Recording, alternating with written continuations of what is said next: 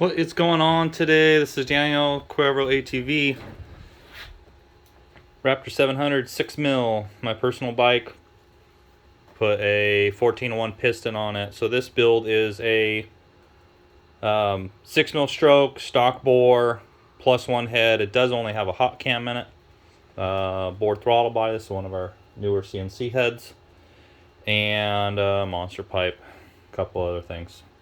Today we are looking at a VP 110, which I tuned initially and baselined on, versus E85. So pretty much done with the tuning. A couple little things I got to do, but we can show representation of E85 versus 110. And I did try a few different injector sizes, same result.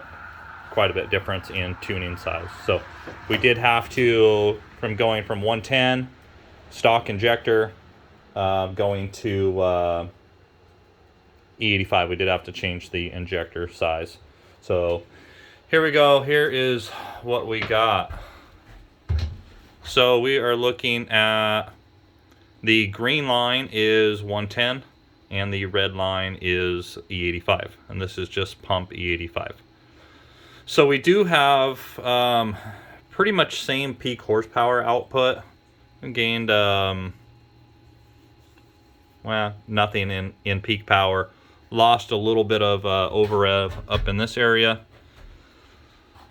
And our main gains from E85, and this is pretty common, a little bit more gain than normal, I would say, on the E85 this time.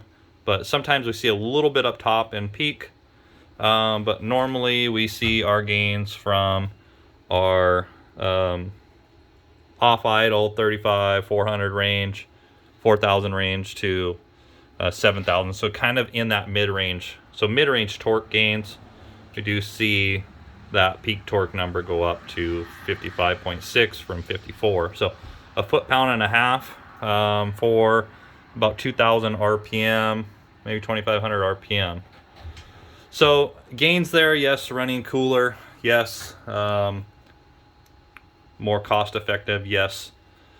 But also more difficulty on tuning. Not all of these motors are happy on E85.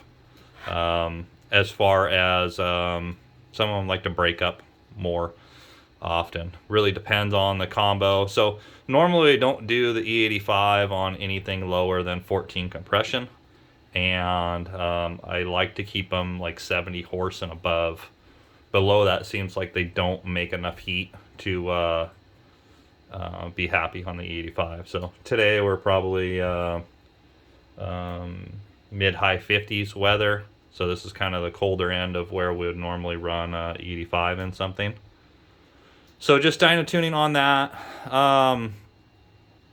Torque gains. So not huge horsepower gains as seen in like some automotive stuff. You see fairly decent top end gains for a lot of different reasons. But in the 700, at this power level, basically no peak gains, a little over rev loss, and mid-range power, which is great. Ultimately, a lot of guys run the E85 to keep costs down, and long-term effects.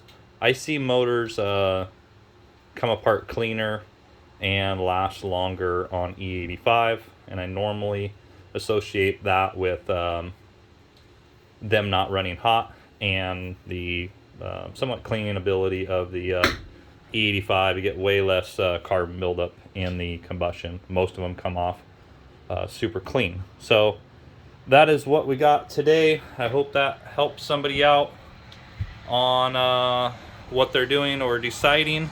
So cheap alternative to 110.